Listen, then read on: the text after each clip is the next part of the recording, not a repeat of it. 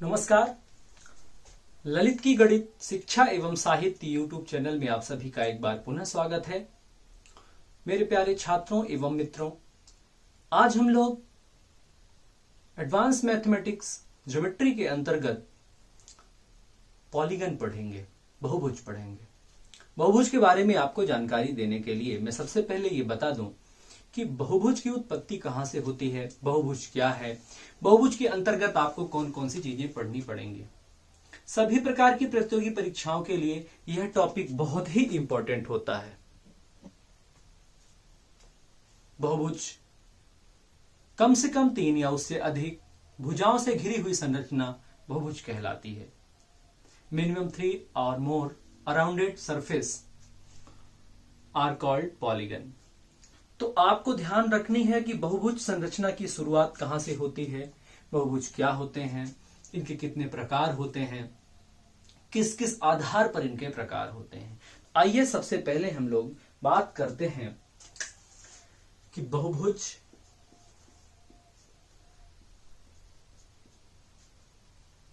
की जो संरचना है वो कम से कम 3 यानी कि ट्रायंगल सबसे पहला बहुभुज होता है। कम से कम 3 अराउंडेड संरचना होती है। त्रिभुज हो गया, क्वाड्रिलेटरल हो गया, चतुर्भुज हो गया, पंचभुज हो गया, यानी कि ये सारे क्या होते हैं, बहुभुज के प्रकार होते हैं। अब बहुभुज के जो प्रकार हैं वो केवल इतने ही नहीं होते। बहुभुजों के प्रकार के लिए आपको समझना होगा, सबसे पहले आपको ये देखना है कि कोणों के आधार पर बहुभुज कितने प्रकार के होते हैं। तो कोणों के आधार पर बेटा बहुभुज 2 किस्म के होते हैं। नंबर 1 उत्तल बहुभुज,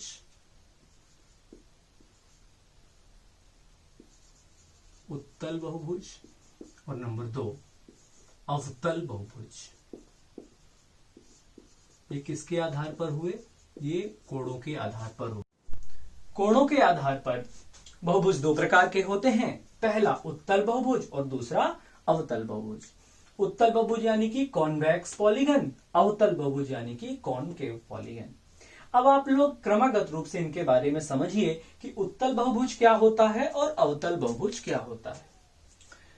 सबसे पहले हम लोग बात करेंगे उत्तल बहुभुज की, कॉन्वेक्स पॉलीगन। ऐसे बहुभुज जिनका कोई भी इंटरनल एंगल, ध्यान दें, कोई भी इंटरनल एंगल मोर देन 180 नहीं होना चाहिए, यानी कि सारे के सारे एंगल 180 डिग्री से कम के होने चाहिए, तो वह क्या कहलाते हैं? उत्तल बहुभुज कहलाते हैं। चाहे वह त्रिभुज हो, इसका कोई भी एंगल 180 डिग्री से अधिक नहीं होता, यानी कि इंटरनल एंगल यानी कोई भी अंतःकोण, कोई भी अंतःकोण लेस देन 180 होने चाहिए, यानी कि सभी अंतःकोण लेस देन 180 होने चाहिए। वो क्या कहलाते हैं? उत्तल बहुभुज कहलाते हैं। त्रिभुज हुआ, रेक्टेंगल हुआ यानी कि आयत हुआ, स्क्वायर हुआ, जनरल पेंटागन हुआ, जनरल हेक्सागन हुआ, तो इस प्रकार के जितनी भी आकृतियां हैं जिनके सभी अंतःकोण 180 डिग्री से कम हैं, ये क्या कहलाएंगे बेटा? ये उत्तल बहुभुज कहलाएंगे। तो अगर किसी भी प्रकार की प्रॉपर्टी एग्जाम में आती है कि कॉन्वेक्स पॉलीगन क्या है, तो आप बताएंगे each internal angle is less than 180 degree. सभी अंतःकोण, यानी किसी को अगर अपन ज्यादा प्रॉपरली कहें तो प्रत्येक अंतःकोण each internal angle is less than 180 degree होता है। तो उम्मीद है कि आपको ये समझ में आया होगा। आइए अब हम लोग अवतल बहुभुज यानी कि कॉनकेव पॉलीगन की बात करें। तो कॉनकेव पॉलीगन क्या होता है? कॉनकेव पॉलीगन ऐसा पॉलीगन होता है जिसका कोई एक अंतःकोण 180 डिग्री से अधिक हो जाए। 180 डिग्री से अधिक हो जाए, प्रत्येक नहीं कोई एक, अब हम लोग बात करने वाले हैं अवतल बहुभुज की। तो अवतल बहुभुज के लिए अपन को ध्यान रखना है एनी वन इंटीरियर एंगल, कोई एक अंतःकोण 180 डिग्री से अधिक अगर हो जाता है तो वह क्या कहलाता है, अवतल बहुभुज यानी कि कॉन्वेक्स पॉलीगन कहलाता है। मेरे प्यारे बच्चों ध्यान रखिएगा, ट्रायंगल त्रिभुज कभी भी अवतल बहुभुज नहीं हो सकता। यह एग्जाम ओरिएंटेड लाइन है, आपको यह ध्यान रखनी है कि त्रिभुज ऐसा कौन सा बहुभुज है जो कभी भी अवतल नहीं हो सकता। आप बताएंगे त्रिभुज एकमात्र ऐसा बहुभुज है जो अवतल नहीं हो सकता, यानी यह कॉनकेव नहीं हो सकता है। अब हम लोग आगे बात करेंगे, तो इसके अलावा की अगर हम बात करें तो क्वाड्रिलेटरल यानी कि चतुर्भुज, अगर हम एक इस प्रकार का चतुर्भुज बनाने की कोशिश करेंगे, ये पंचभुज हो गया, 1 2 3 4 5। चूंकि ये वाला एंगल 180 डिग्री से अधिक है, इसलिए क्या कहलाएगा, ये कहलाएगा कॉनकेव पॉलीगन, अवतल बहुभुज। इसी प्रकार इस प्रकार की आकृति जो दिख रही है आपको, ये त्रिभुज नहीं है, एक चतुर्भुज है। 1 2 3 4, 4 भुजाएं हैं, तो यह भी क्या होगा, यह भी क्या होगा, अवतल बहुभुज होगा। क्लियर है। इसी प्रकार कोई भी एक ऐसा एंगल किसी भी संरचना में जो 180 डिग्री से अधिक का होगा, वो क्या होगा, वो होगा अवतल बहुभुज। उम्मीद है आपको उत्तल बहुभुज और अवतल बहुभुज आसानी से समझ में आया होगा। अब मेरे प्यारे छात्रों, भुजाओं की माप के आधार पर बहुभुज के दो प्रकार होते हैं। भुजाओं के माप की आधार पर, भुजाओं के माप की आधार पर दो प्रकार होते हैं, दो प्रकार होते हैं। नंबर 1,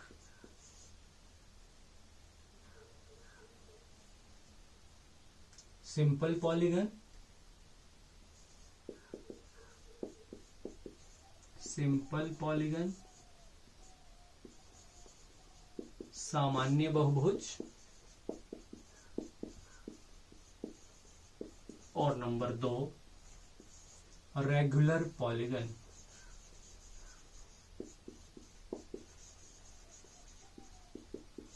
समबहुभुज।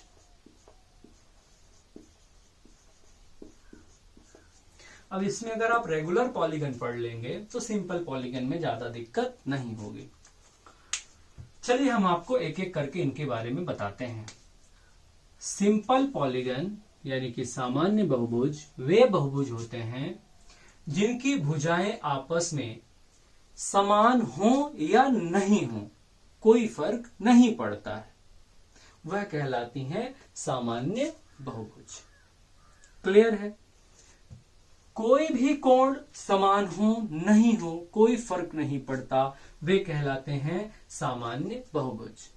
लेकिन जैसे ही हम रेगुलर पॉलीगन की बात करते हैं, सम बहुभुज की, तो दो शर्तें सामने आती हैं। पहली शर्त, उनकी आपस की सभी भुजाएं समान माप की होनी चाहिए, साथ ही साथ उनके सारे संगत कोण आपस में समान होने चाहिए। तो रेगुलर पॉलीगन के लिए दो शर्तें हैं, भुजाएं एवं कोणों का समान होना जरूरी है। लेकिन सामान्य बहुभुज में वे समान हो नहीं हो कोई प्रभाव नहीं पड़ता है। जैसे कि आप लोग देखिए, त्रिभुज के कई प्रकार होते हैं।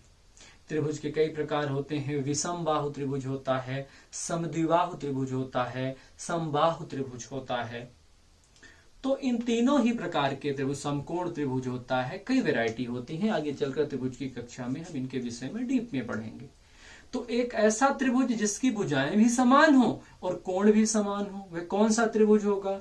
वह होगा समबाहु त्रिभुज, इक्विलेटरल ट्रायंगल। तो जो इक्विलेटरल ट्रायंगल होता है, चूंकि उसकी सारी भुजाएं समान होती हैं, अगर मैं इक्विलेटरल ट्रायंगल की बात करूं तो ये सारी भुजाओं का समान होना जरूरी है और इनके ये एंगल भी आपस में 60-60 डिग्री के होते हैं। दैट्स वाई ये जो पॉलीगन है वो कौन सा पॉलीगन हुआ? रेगुलर पॉलीगन हुआ। लेकिन अगर यहीं पर मैं बात करूं विषम बाहु त्रिभुज की, विषम बाहु त्रिभुज यानी जिसकी सभी भुजाएं असमान हो और सभी कोण असमान हो, तो ये कहलाएगा कौन? सिंपल पॉलीगन यानी कि सामान्य बहुभुज। क्लियर है? अब जैसे क्वाड्रिलेटरल में हम लोग बात करते हैं, तो क्वाड्रिलेटरल में अगर हम रेक्टेंगल की अकेले बात करें तो रेक्टेंगल में आमने सामने की भुजाएं तो समान होती हैं, लेकिन सारी भुजाएं समान नहीं होती। ये बात सही है कि इसके चारों कोण समान होते हैं, लेकिन हमने क्या कहा, इसके लिए दो शर्तें जरूरी हैं। सभी भुजाएं समान होनी चाहिए और सभी कोण भी समान होना चाहिए। क्योंकि इसकी सभी भुजाएं समान नहीं है, इसलिए यह किस प्रकार का बहुभुज हुआ? सामान्य बहुभुज हुआ। क्लियर है? तो ये सामान्य बहुभुज हुआ। लेकिन अगर यही मैं बात करूं स्क्वायर की यानी कि वर्ग की, तो आपको विदित है कि इसकी सारी भुजाएं बराबर हैं, सारे कोण भी इसके बराबर हैं। अब जब सारे कोण बराबर हैं यानी कि दोनों शर्तें फुलफिल हो रही हैं, इस वजह से यह रेगुलर पॉलीगन हुआ, यानी कि आप इसे समबाहुभुज कह सकते हैं। अब यहीं पर बारी आती है, इसी से रिलेटेड आता है रोम्बस। अब रोम्बस की सभी भुजाएं समान होती हैं बेटा, सारी भुजाएं समान होती हैं तभी ये रोम्बस होता है। लेकिन बेटा इसके चारों कोण बराबर नहीं होते, और हमने कहा रेगुलर पॉलीगन होने के लिए इसमें भुजाएं चारों बराबर हैं, समान हैं, लेकिन इनके कोण समान नहीं हैं। इस वजह से यह सभी भुजाओं के बराबर होने के बावजूद भी समबाहुभुज नहीं है। क्लियर है? नाम है इसका समचतुर्भुज, लेकिन यह समबाहुभुज नहीं है। ऐसा चतुर्भुज जिसकी सभी भुजाएं समान होने के बावजूद भी उसे समबाहुभुज की श्रेणी में नहीं रखा जाता, वह निम्नलिखित में से है। तो आप जवाब देंगे वह है समचतुर्भुज यानी कि रोम्बस। तो ये छोटी छोटी बातें हैं जो आपको ध्यान रखनी है। आइए आगे बढ़ते हैं। इसी प्रकार अब हम लोग अगर पंचभुज की बात करें तो समबाहु पंचभुज यानी कि जिसकी पांचों भुजाएं समान हो, पांचों कोण समान हो, वह सम पंचभुज कहा जाएगा। आगे समषष्ठभुज, सम अष्टभुज। क्लियर है? यहां से स्टार्ट करते हैं। समबाहु त्रिभुज इक्विलैटरल ट्रायंगल, यहां वर्ग यानी कि स्क्वायर, यहां regular pentagon, regular hexagon, regular septagon, octagon. तो इस प्रकार के आगे संरचनाएं होती हैं। तो आपको क्लियर हो गया कि भुजाओं के मापन के आधार पर, भुजाओं एवं कोणों के मापन के आधार पर अगर हम स्पष्ट रूप से कहें तो दो प्रकार के होते हैं। वो होता है सामान्य बहुभुज और समबाहुभुज। तो आपको इन जानकारियों को बारीकी से ध्यान देनी है। अब हम लोग बात करेंगे बच्चों भुजाओं की संख्या के आधार पर, भुजाओं की संख्या के आधार पर बहुभुज के प्रकार। नंबर 1 ट्रायंगल त्रिभुज। नंबर 2 क्वाड्रिलेटरल यानी कि चतुर्भुज। नंबर 3 पेंटागन यानी कि पंचभुज। नंबर 4 हेक्सागन यानी कि षष्ठभुज। सेप्टागन यानी कि सप्तभुज। कुल मिला के जितनी भुजाएं वह भुज, यानी कि संख्या होती है कितनी? अनंत। क्लियर है? कहां से स्टार्ट होता है? त्रिभुज यानी कि ट्रायंगल, चतुर्भुज यानी कि क्वाड्रिलेटरल, पंचभुज यानी कि पेंटागन, हेक्सागन, सेप्टागन, ऑक्टागन, गणहीगन। क्लियर? तो आपको ये ध्यान रखना है भुजाओं की जितनी संख्या उसी के आधार पर उसका नामकरण कर दिया जाता है, और भुजाओं की संख्या के आधार पर बहुभुज कितने होते हैं? अनंत होते हैं। आइए चलते हैं बहुभुज के विषय में अगली जानकारी। किसी भी बहुभुज में दो प्रकार के कोण होते हैं, अंदर बनने वाले अंतः कोण और बाहर बनने वाले बाह्य कोण। तो आप देखिए किसी भी बहुभुज में जो दो प्रकार के कोण होते हैं उनके विषय में आपको जानकारी होनी बहुत जरूरी है। इंटरनल एंगल अंतः कोण और एक्सटर्नल एंगल यानी कि बाह्य कोण। क्लियर है? चलिए अब हम लोग अच्छी तरह से एक बात समझ लें, दिमाग में बैठा लें। बहुभुज किसी भी प्रकार का हो, चाहे वह सामान्य बहुभुज हो, चाहे वह समबहुभुज हो, जनरल पॉलीगन हो या रेगुलर पॉलीगन हो, उत्तल हो या अवतल हो, किसी भी प्रकार का बहुभुज हो, उसके बाह्य कोणों का योग सदैव 360 डिग्री ही होगा। ये सब के लिए अलाउ है, ध्यान रखिए। किसके बारे में बात कर रहे हैं? बाह्य कोण के बारे में बात कर रहे हैं। चाहे वह त्रिभुज हो, चाहे वह चतुर्भुज हो, चाहे वह पंचभुज हो, चाहे वह षष्ठभुज हो, चाहे वो 100 भुज हो, उसके बाह्य कोणों का योग सदैव 360 डिग्री ही होगा। ये आप ठीक तरीके से दिमाग में बैठा लें। बाह्य कोण होता क्या है? चाहे आप इस पंक्ति को, हाँ ऑर्डर का ध्यान रखेंगे, क्लॉकवाइज या एंटी क्लॉकवाइज। अगर अपन ने इसको आगे बढ़ाया तो अब इस रेखा को आगे बढ़ाएंगे, फिर इस रेखा को आगे बढ़ाएंगे, तो ये बनने वाले एंगल क्या कहलाएंगे? बाह्य कोण कहलाएंगे। आप एंटी क्लॉक भी बढ़ा सकते हैं। आप इस रेखा को आगे बढ़ा दीजिए तो फिर ये रेखा आगे बढ़ेगी, तो फिर ये रेखा आगे बढ़ेगी। तो इन सब का टोटल कितना होगा? हर कंडीशन में त्रिभुज किसी भी प्रकार का हो 360 डिग्री होगा। सेम हियर, अगर आप इसे आगे बढ़ाते हैं तो आपको इसे आगे बढ़ाना पड़ेगा, और इसका भी टोटल कितना होगा? इसका भी टोटल 360 डिग्री होगा। सेम हियर, इसे आगे बढ़ाइए, इसे आगे बढ़ाइए, इसे आगे बढ़ाइए, इसे बढ़ाइए, इसे बढ़ाइए, इनका टोटल कितना होगा? 360 डिग्री होगा। आप इसे आगे बढ़ाइए, ये बढ़ाइए, ये बढ़ाइए, ये बढ़ाइए, ये बढ़ाइए और ये बढ़ाइए, इनका टोटल कितना होगा? 360 होगा। तो आपको ये ध्यान रखना है, किसी भी बहुभुज के बाह्य कोणों का योग सदैव 360 डिग्री होता है। क्लियर है? आइए अब हम लोग अंतःकोण के विषय में बारी बारी से पढ़ें। अंतःकोणों के विषय में पढ़ने से पहले बाह्य कोणों के विषय में और भी थोड़ी सी जानकारी ले लेते हैं। अगर आपका बहुभुज समबहुभुज हुआ, यानी कि रेगुलर पॉलीगन हुआ, तो सभी कोण उसके बराबर होंगे। सभी कोण बराबर होंगे, इसलिए प्रत्येक, किसके लिए बता रहे हैं हम आपको? समबहुभुज के लिए। समबहुभुज के प्रत्येक बाह्य कोण equals to 360 upon n, n यानी कि नंबर ऑफ साइड्स। जैसे कि आपसे पूछा गया समपंचभुज के प्रत्येक बाह्य कोण का माप क्या होगा? रेगुलर पेंटागन के ईच एक्सटर्नल एंगल का वैल्यू कितना होगा? सम पंचभुज के प्रत्येक बाह्य कोण का मान कितना होगा? 360 डिवाइड बाई कौन सा भुज? पंचभुज, यानी n की वैल्यू 5 है। 5 से 7 बार, 5 से 2 बार, यानी कितने डिग्री हो गया? 72 डिग्री हुआ। क्लियर है? तो ये आपको विशेष ध्यान रखना है। प्रत्येक बाह्य कोण की माप सिर्फ आप किसमें निकाल सकते हैं? सिर्फ आप समबहुभुज में निकाल सकते हैं। इसी प्रकार आपको कंडीशन मैंने बताई है, एक प्रॉपर्टी यहां से और बनती है। ये ट्रायंगल है, ये हुआ बाह्य कोण, ये हुआ अंतःकोण। क्लियर है? तो समबहुभुज के प्रत्येक बाह्य कोण की माप निकालने के लिए आप स्ट्रेट लाइन फंक्शन का यूज करेंगे। स्ट्रेट लाइन कितने का होता है? 180 डिग्री का होता है। अगर आपको एक इंटरनल एंगल पता है तो 180 में इंटरनल एंगल आप घटा देंगे तो कौन सा बचेगा? एक्सटर्नल एंगल बचेगा।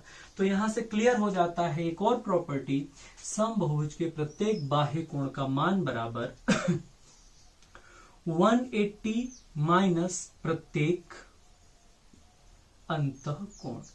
तो आपको कई बार इस प्रॉपर्टी की भी जरूरत पड़ सकती है, आपको ध्यान रखना है।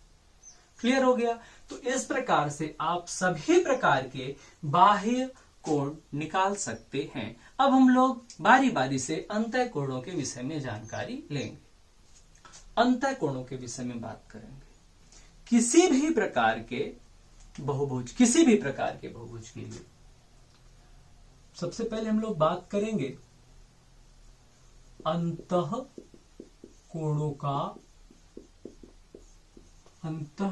का योग, सम ऑफ इंटरनल एंगल। किसके?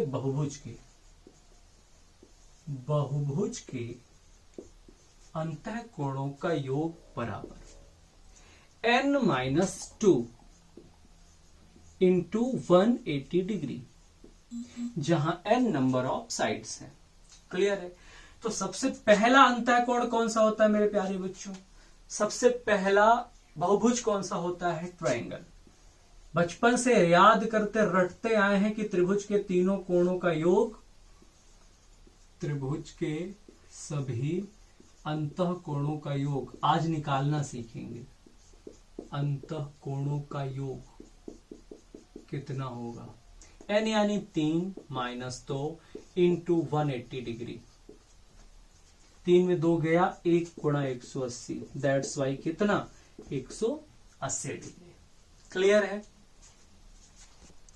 इसी प्रकार क्वाड्रिलेटरल यानी कि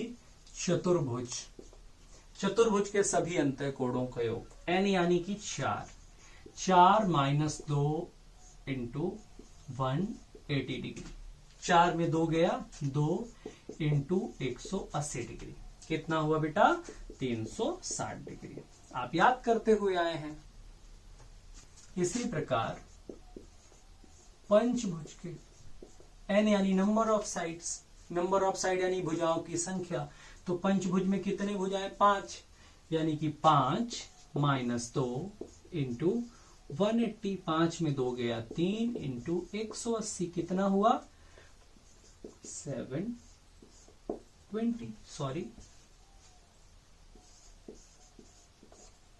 540 डिग्री। क्लियर है? षष्ठभुज यानी कि भुजाओं की संख्या 6 - 2 इंटू 180। 6 में 2 गया, 4 इंटू 180, 720 डिग्री। क्लियर है? इसी प्रकार आपसे पूछे कि 12 भुजाओं वाले बहुभुज के सभी अंतःकोणों का योग कितना होगा? n की जगह पे 12 - 2 इंटू 180, 10 इंटू 180, यानी कि कितने डिग्री? 1800 डिग्री। तो इस प्रकार से आप किसी भी प्रकार के बहुभुज के सभी अंतःकोणों का योग निकाल सकते हैं। आप कुछ एग्जाम्पल्स नोट करें, उनका जवाब मैसेज बॉक्स में कमेंट करें। जैसे कि 7 भुज, 8 भुज, 9 भुज, 25 भुज और 113 भुज, इनके अंतःकोणों का योग निकालकर आप मैसेज बॉक्स में कमेंट करेंगे। क्लियर है? एक बार फिर देख लीजिए। इन भुजाओं के अंतःकोणों का योग आपको निकालना है और मैसेज बॉक्स में कमेंट करना है। क्लियर है? तो इस प्रकार से आप सभी अंतःकोणों का माप निकाल सकते हैं। अब हम लोग प्रत्येक अंतःकोणों की माप पढ़ेंगे, लेकिन ध्यान रहे प्रत्येक अंतःकोणों की माप केवल रेगुलर पॉलीगन में निकाला जा सकता है, यानी कि समबहुभुज में ही प्रत्येक अंतःकोणों की माप निकाली जा सकती है। आइए देखते हैं। तो मेरे प्यारे छात्रों,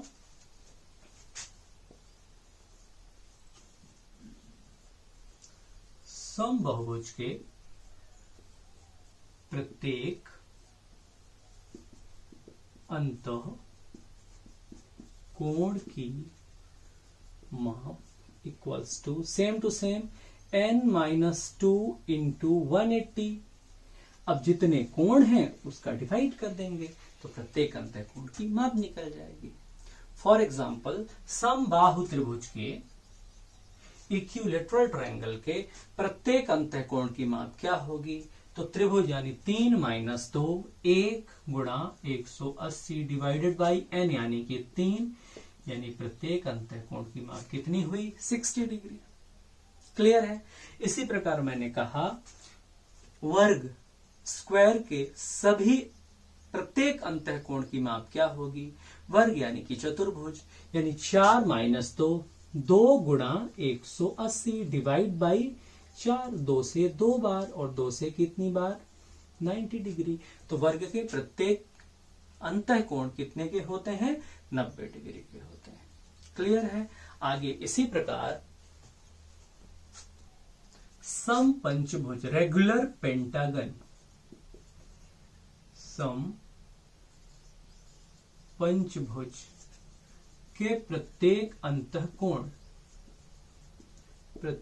अंतःकोण 5 माइनस 2 इंटू 180, 5 में 2 गया, 3 गुणा 180 बटे 5, 5 से 3 बार 15, 3 शून्य, 5 से 6 बार 108 डिग्री। क्लियर है। तो सम पंचभुज के प्रत्येक अंतःकोण कितने के होते हैं, 108 डिग्री के होते हैं। क्लियर है। इसी प्रकार सम षष्ठभुज के प्रत्येक अंतःकोण की माप कितने की होती है। तो षष्ठभुज यानी 6 माइनस 2 4 गुणा 180 डिवाइड बाई 6, 6 से 3 बार, 3 चौके 12, यानी कि कितने के 120 डिग्री के होते हैं। क्लियर है मेरे प्यारे छात्रों।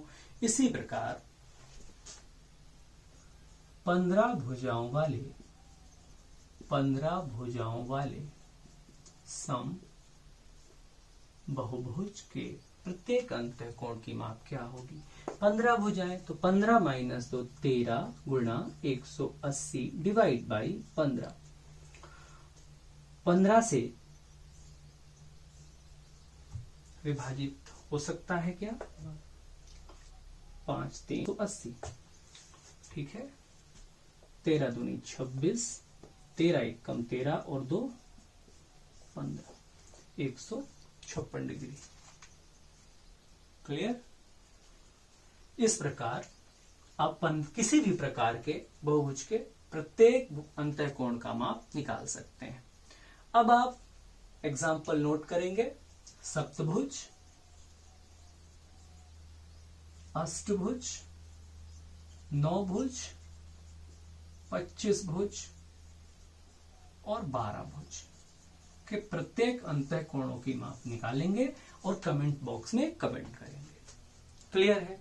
इसी प्रकार एक आखिरी सी चीज, यहां से आपको एक और प्रॉपर्टी जनरेट कर लेनी है। जैसे आपने प्रत्येक बाह्य कोण के माप की निकाली थी और बनाई थी, वैसे ही आप यहां से प्रत्येक अंतःकोण के लिए निकाल सकते हैं। प्रत्येक अंतःकोण के लिए 180 माइनस प्रत्येक बाह्य कोण।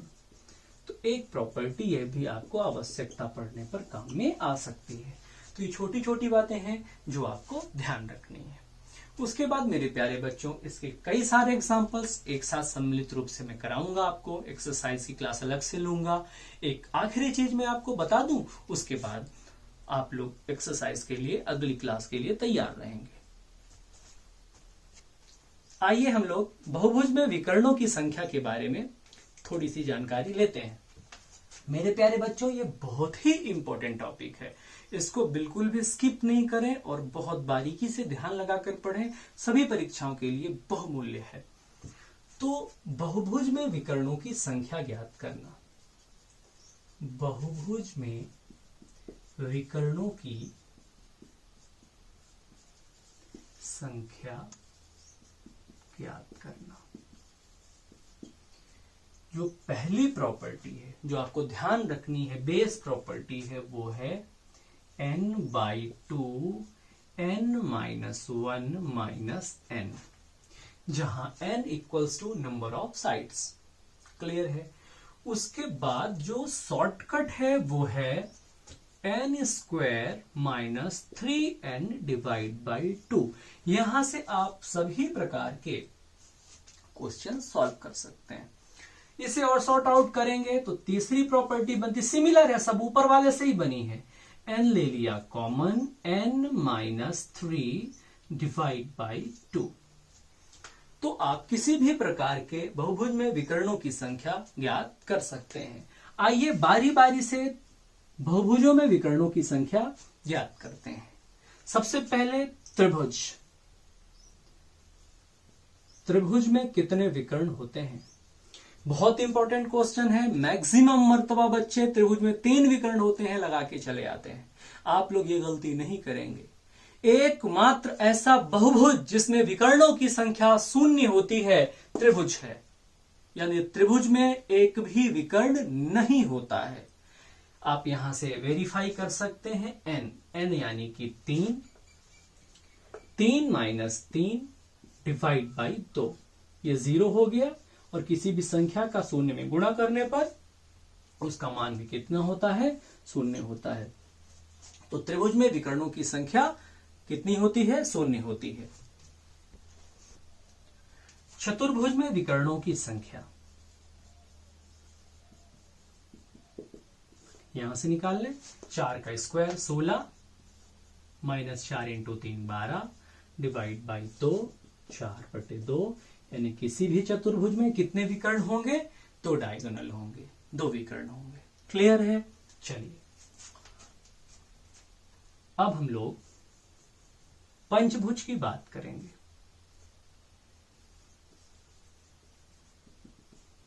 पांच का square 25 minus 5 into 3 15 divide by 2 10/2, यानी पंचभुज में विकर्णों की संख्या 5 है। ध्यान दीजिए, एकमात्र ऐसा बहुभुज जिसमें भुजाओं एवं विकर्णों की संख्या समान होती है वह पंचभुज है। पंचभुज में भुजाएं भी 5 होती हैं और विकर्ण भी 5 होते हैं। बारीक सी चीज है, कभी भी थ्योरेटिकल क्वेश्चन पूछा जा सकता है, आपको ध्यान रखना है। क्लियर है? आगे बढ़ते हैं। 12 भुजाओं वाले बहुभुज में विकर्णों की संख्या कितनी होगी? 12 का square 144 minus 12 into 3 36 divide by 2। Clear है? 2 से विभाजित किया कितनी बार? 72। 2 से विभाजित किया 18 बार। कर सकते हैं आप ऐसा भी। ध्यान रखिए, 2 कॉमन ले लिया ना हमने, तो यहां से 72 और यहां से 18। 72 में 18 चला गया तो कितना बचा? 54। क्लियर है? यानी कि 12 भुजाओं वाले बहुभुज में विकर्णों की संख्या कितनी है? 54 है। अब एक्सरसाइज आपको करनी है। कहां से? षष्ठभुज, 6 भुज, 7 भुज, अष्टभुज, 9 भुज और 25 भुज में विकर्णों की संख्या ज्ञात करनी है। मैसेज बॉक्स में कमेंट करना है। इस प्रकार से प्रारंभिक कक्षा समाप्त होती है बहुभुज की। अब बहुभुज के एक्सरसाइज यानी कि एग्जाम्पल की क्लास एक अलग क्लास होगी। तब तक के लिए नमस्कार।